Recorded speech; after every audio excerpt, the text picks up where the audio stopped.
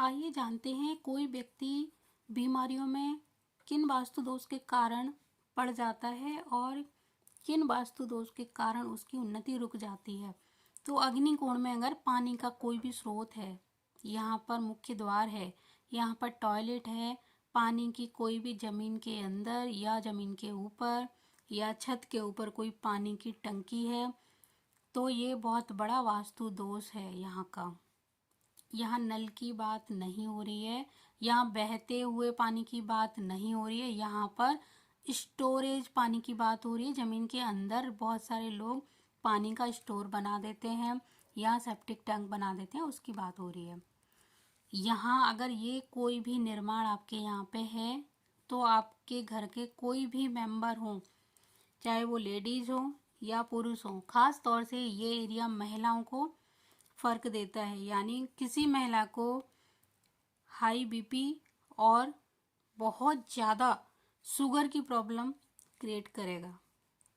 दक्षिण दिशा और नैऋत्य दिशा में कोई भी कुआं है, गड्ढा है, टैंक है पानी का, जमीन के अंदर टॉयलेट बना हुआ है, खिड़की है, यहाँ पर दरवाजा है या यहाँ पर दरवाजा है, तो ये एरिया भी आपको जमीन के अंदर मिला देगा, यानी आपकी उन्नति रोक देगा, आपके बढ़ते हुए कदमों को खींच लेगा, आपको आगे बढ़ने नहीं देगा। यहाँ का गलत निर्माण आपको जितनी ऊंचाइयों पर पहुंचना है या पहुंचना था उन ऊंचाइयों को ये छूने नहीं देगा। यहाँ का ये भी सबसे बड़ा वास्तु दोष है, यानी यही सबसे बड़ा वास्तु दोष है।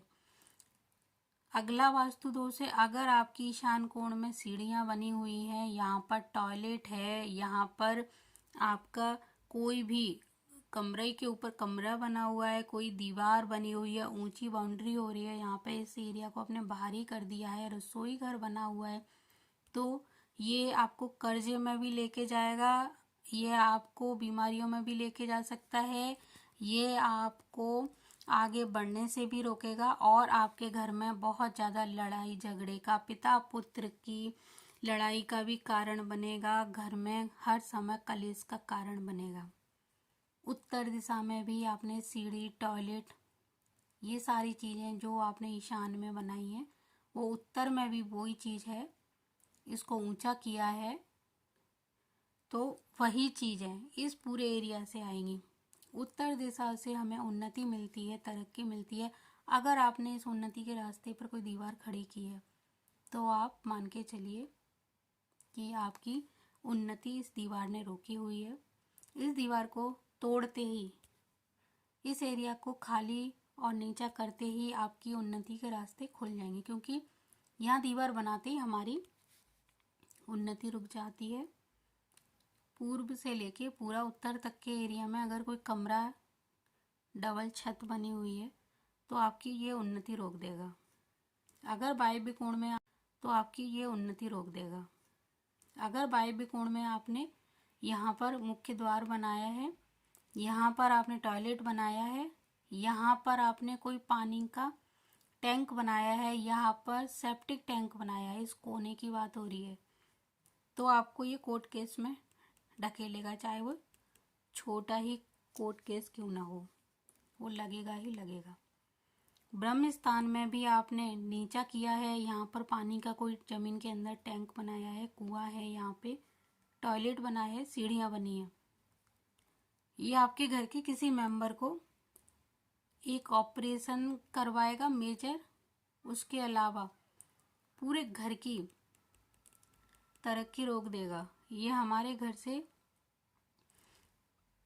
सबसे बड़ा पॉइंट माना जाता है, जो हमारे घर का मुखिया जैसे होता है ना, उसी तरह ब्रह्म स्थान इस घर का रीढ़ की हड्डी बोला जाता है, सेंटर पॉइंट बोला जाता है। यहाँ से सारी दिशाएं यहाँ पर मिलती हैं। ये ब्रह्म स्थान यहाँ से हर समय पॉजिटिव एनर्जी देता रहता है, पूरे घर में इसकी एनर्जी फ्लो होती रहती है। अगर हम इसको किसी तरह से दूषित कर देंगे तो इसकी एनर्जी रुक जाएगी, इसका लेवल घट जाएगा। यहाँ पे जैसे आपने कमरा बना दिया तो ये पूरे घर में अपनी एनर्जी नहीं दे पाएगा। इसका दायरा बहुत छोटा हो जाएगा। तो इसीलिए आप ये ब्रह्म स्थान है, इसको खुला स्वच्छ साफ रखो, जिससे हर समय इसमें से एक पॉजिटिव एनर्जी निकलती है जो पूरे घर के वातावरण को शुद्ध करती है। तो इसीलिए ब्रह्म स्थान को थोड़ा ऊंचा रखना चाहिए। ज़मीन के अंदर रखोगे तो उसकी एनर्जी ऊपर नहीं जा पाएगी। जब थोड़ा ऊंचा रहेगा तो यहाँ से पूरे घर में, अगर ब्रह्म स्थान खुला होता है, स्वच्छ होता है, साफ होता है, हल्का होता है, तो आधे घर का वास्तु दोष केवल इस एरिया को इन खाली स्वच्छ और साफ रखने से भी इसका वास्तु ठीक हो जाता है।